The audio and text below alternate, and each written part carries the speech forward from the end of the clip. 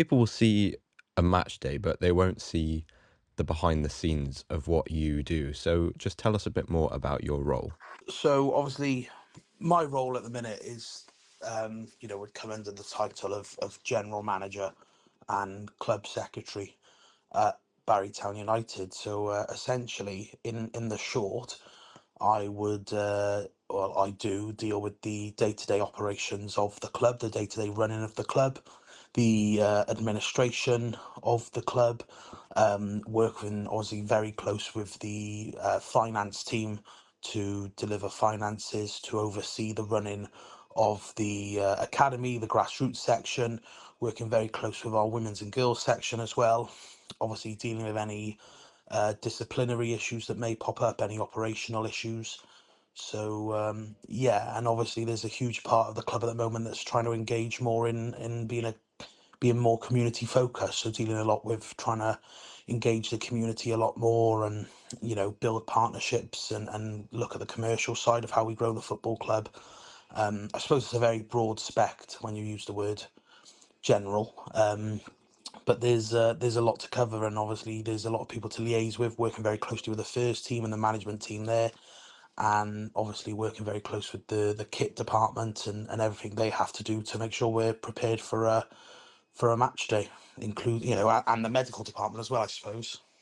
And you spoke a bit about community there. What do you think makes community football clubs in general so special? You look at Barrytown United in particular, that started in 1912 as Barry AFC, and obviously has been around for as long as it has been around, which is really important to everyone in the town. And obviously Barry has been through some very monumental moments as a football club, in the fact that in 2013 there nearly wasn't a football club when everything started to go a little bit wrong.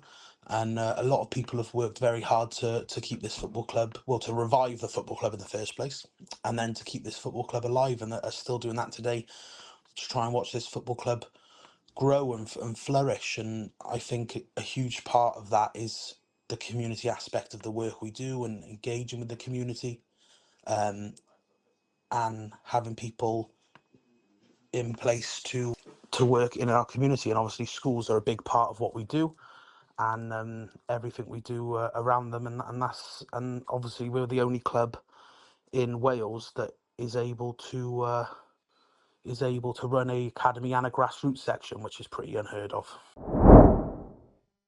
Those volunteers you were speaking about, just how important are they to the functioning of the club? Yeah, really important. So obviously we have, so many volunteers in place that do a number of different positions.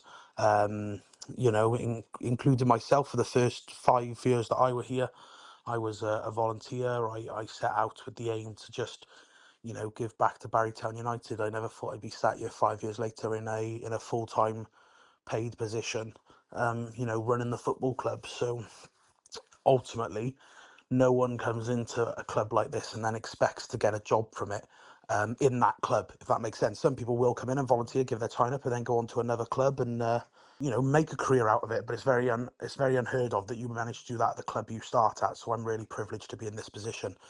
Um, you know, but you look at someone like David Cole, who was club secretary at this club for 23 years, has been involved in the club for 36 years, and all of that was voluntarily.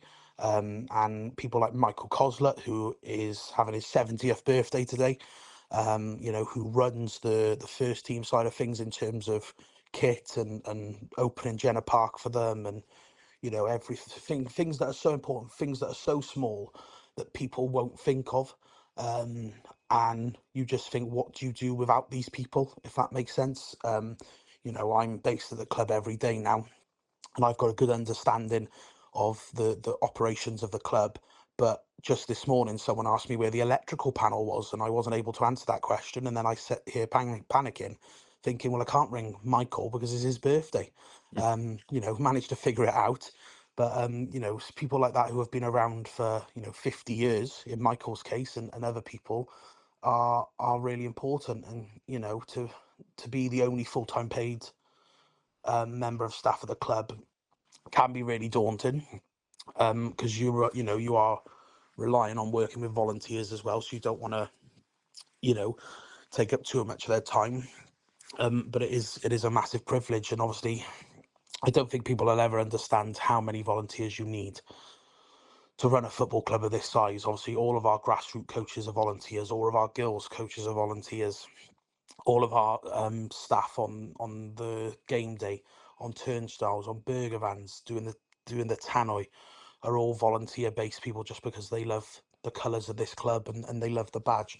um, and I think that's really important as well. So yeah, like I said, I'm in a very privileged position. I know that. And ultimately, one of the first conversations I had with this football club when they offered me a full-time role, was when this full-time role ends, whether that be through, a lack of funding for the role, or whether that be through me moving on personally. This club will always be my club, and I'll always be around, whether I'm paid or not. And I was just about to ask about that. So the few years that you had where you were part of the kind of fabric of the club before you were in this paid role, what was it that kept you coming back on a voluntary basis? So initially, I reflect on this quite a bit, because I do believe in this side of the community aspect of this club, and what we can do for local people. My initially I was 15. So just coming up 10 years now, I've been involved in the club, but 5 years actually in an active role. I was 15 attending my first game, and I couldn't afford to get in. So I hopped over the wall on the Gladstone roadside. So I'm a big advocate for, when we went this year under 16s free, I was a huge advocate for that, because it's allowing young people in the area to watch football for free at a very good level as well, a very good standard. If you spoke to the first team manager about this as well, he would tell you we do play football to a very good standard. So you're not watching a poor quality side, which has reflected our season so far, with a cup win and so close to going to Europe. And that's where I started my journey. And obviously, then for the next 4 years, I sort of attended games. I started to do a few away games when there was buses running, and I just sort of grew closer to the club. Um, and then I went away for uni, so I didn't get down here as much, um, as I would have liked. And then during the second part of COVID, I think it was lockdown two. Obviously, there was a couple of games there we were watching from the car park and getting kicked out because we weren't allowed to stand next to each other. And the club invited me to come in to be a to be a steward. We had more stewards at COVID games than we've ever had for a normal first team game, but it was one of those ways to allow fans to still watch football officially, if that makes sense. Everything was followed protocol wise, but allowing fans through the gate. And what I did during one of those games was I just put on because obviously no one could see the games because you weren't allowed to hang around. I just started to update what we had on Facebook, the Barrytown supporters page, just in a sort of match update sort of role. And if I'm honest, I didn't think anything of it. It wasn't brilliant. It was just me being silly, if I'm honest. Some of the comments I was making were ridiculous. But it wasn't in a formal capacity. It was on my own Facebook, speaking back to people that I knew. So yeah, I did that. And then it must have been about 6 months later, as we begin to enter our Cymru South season, the club approached me and asked would I come in as their media officer. Started in a media officer, media and commercial role, worked a little bit on like player sponsorship, really small bits of commercial role, and a little bit of the media role. Had the privilege of traveling with the squad, just up and down the country to do that bit of role, and then continued in that sort of role. Managed to launch our live match commentary with Bro Radio that I was really proud of. I'm really gutted that we can't offer that service at the moment because I'm not in a position to do that with my new role, but was really proud of that at the time, and we really enjoyed doing that. I got headhunted a little bit by David Cole because I knew he wanted to retire, so stepped into the role of like assistant secretary, and then um, stepped into a head of operations role, mainly academy based, but doing a lot with the first team.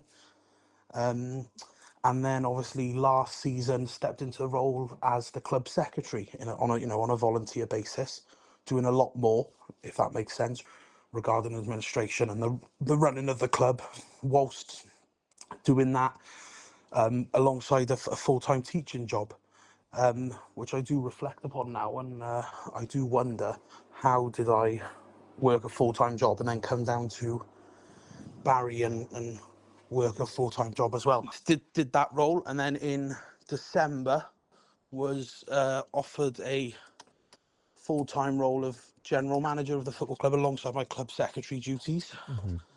and then managed to